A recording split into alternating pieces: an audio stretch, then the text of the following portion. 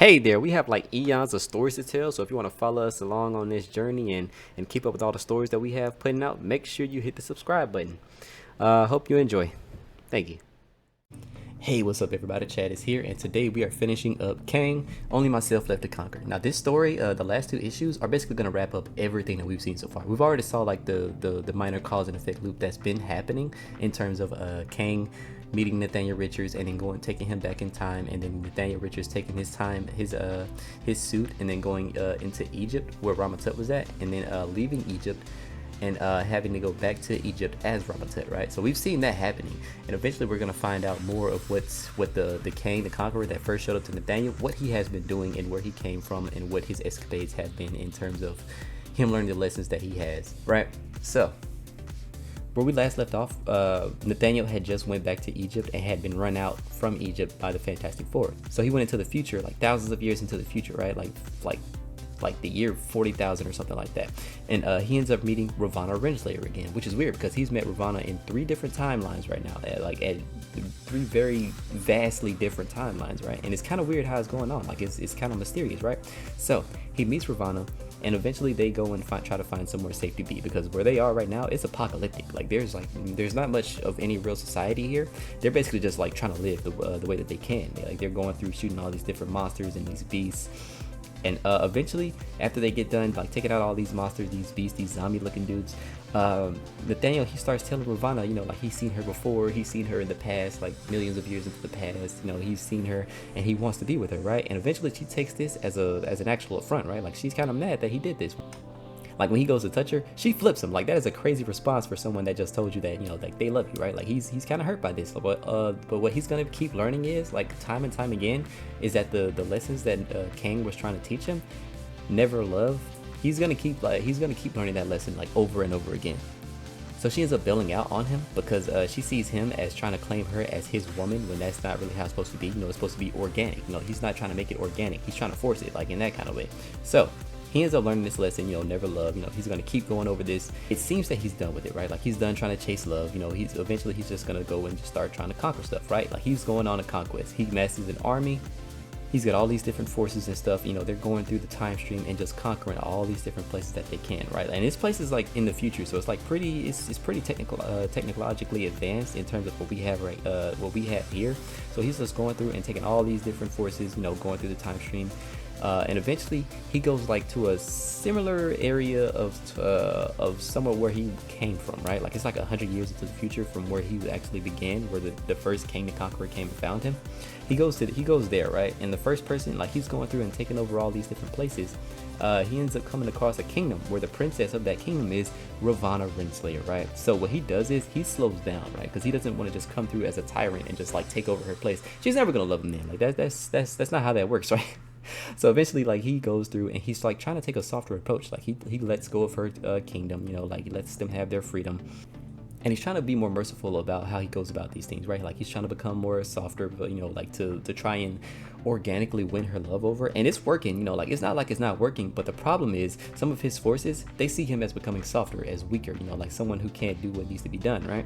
So eventually Baltag, one of his subordinates, they turn on him, right? Where Kang is just like teaming up with the Avengers and all that good stuff, trying to like take a merciful approach, like trying to become not as an actual hero, but as someone who could be more merciful in terms of the people that he's taken over. The subordinate that initially like turned against Kang, he goes and he shoots Ravonna Renslayer. And this is one of those lessons where he just keeps learning never love, because like sometimes he's gonna be someone who gets rejected by Ravonna, sometimes she's gonna die. Like there's all these different things that just keeps happening where he's just gonna get, he's not gonna have the Ravonna the way that he wants her, right?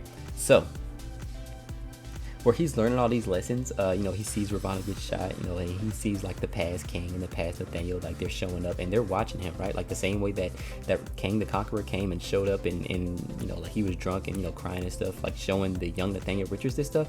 He sees them, right? Like he's watching them, they're watching him, and eventually he realizes there's only one way that Ravonna can like survive the way that he needs her to, for her to be his, right? So what he does is he takes her body and he basically he basically just sends her essence through the time stream, right? So when you keep seeing Ravana like in like 65 million years in the past, or back in ancient Egypt, or like 4,000 years into the future and all that different stuff, this is why. It's because he spread her essence into the future. Like this is what the original Kang did. This is what, all the stuff that Kang the Conqueror is doing right now. When he was younger as Nathaniel Richards, this is all the stuff that Kang did. This Kang just doesn't know about it, right? Like he thinks that he's doing anything different, but the problem is he's not. All this stuff happened once, it's gonna happen again, and it's gonna happen even more times, right?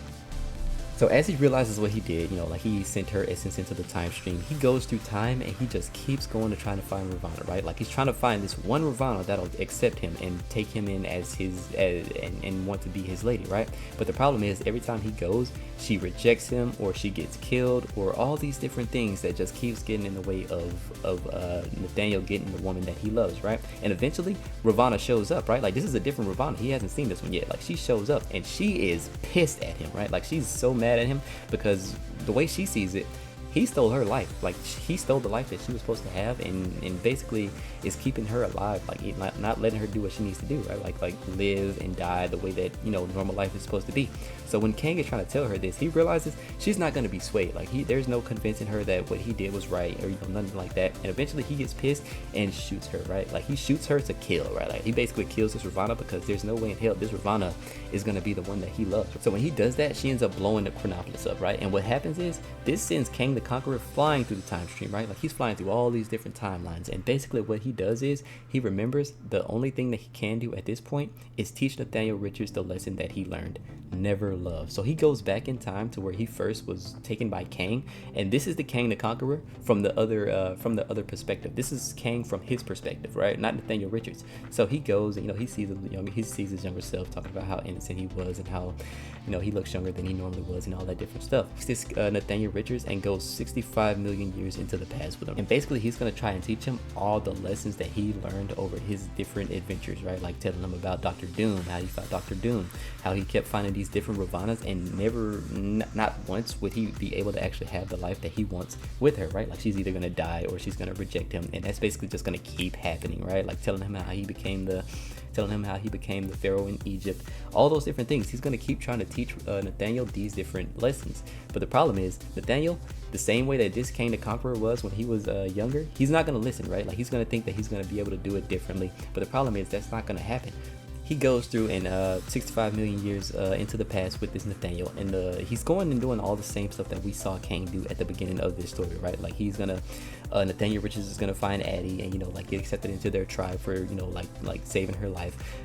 Kang is gonna go through and like teach him never love, right? Like if you love, it's never gonna end the way that you think it will, right? Like it's basically gonna get in the way of you being a conqueror. And the problem is when Kang is telling him this, he's not telling him this in the sense of like don't do it because it's actually gonna get in your way. He's telling him don't do it because he knows that this Nathaniel is gonna just do what he wants, right? Like he's gonna hear the words don't do it and go do it himself anyway, right? Just like he did. So he goes through and kills this entire tribe. He kills he kills Addie and all these different people, and eventually he starts drinking and he starts telling Nathaniel, like never love, right? Like he's trying to beat this lesson into him. So what he does is, he goes and takes Nathaniel and basically shows him the death of Ravana. Like back when this Kang saw Ravana die, and he looked back and saw Kang and Nathaniel, that was them. That was them from this moment right here, right? After seeing Kang as someone who was basically someone who was trying to force his life, like the life of conquering, onto Nathaniel Richards, Nathaniel, he's fed up with it, right? Like so he goes, takes the suit of Kang the Conqueror, and he leaves, right? Like when the meteor was showing up and it was about to destroy, like we thought that it was going to destroy Kang the Conqueror. That's not actually what happens, right? So when Nathaniel leaves, Kang, he actually knew that this was going to happen, right? Like he remembered this happening back when he first did it, so he had a spare suit, right? Like he took this spare suit and he left himself, right? And he has a great monologue here, right? Like basically what he says is, rest in fire, Nathaniel Richards. Rest knowing you have bested all you thought to be great in this world. Die knowing you stand astride destiny. Give your face and voice to he who you created and who in turn created you.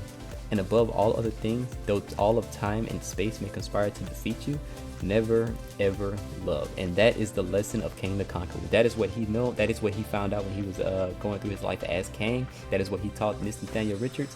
it's basically him just completing this cause and effect loop that he was going to be in. The only problem is Nathaniel never learns that lesson before it's too late. He's going to keep learning that lesson, and Kang the Conqueror is going to go off and do what he does. And that is the end of this story. So it's a beautiful story. I feel like if anything, if you read it like more than once, it'll probably like the novelty will wear off after learning, like, because you'll basically have both perspectives as like at the very beginning of the story. So you'll know like what this Kang has already done and why he's doing what he's doing. If you're new to the channel, subscribe, leave a like if you enjoyed the story, and I will see y'all in the next one.